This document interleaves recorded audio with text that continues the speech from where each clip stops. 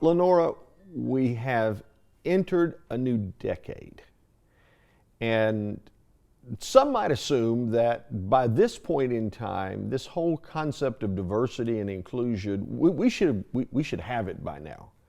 What are you finding? Well, first of all, 30 years ago when I started doing this, I thought this wouldn't be needed by now either. But the fact of the matter is, each of us is a culture of one. Each human being is a culture of one, meaning there's no two of us exactly the same. And so what has changed over time is, when it started, we only talked about diversity, which just meant difference. That wasn't enough.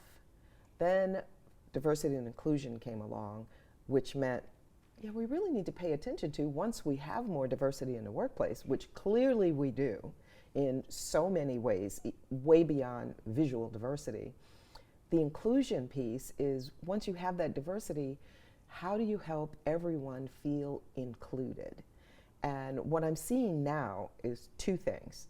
One is organizations, even those who've done a good job of recruiting diverse talent, many have not been that good with retaining diverse talent, and they're curious to find out why.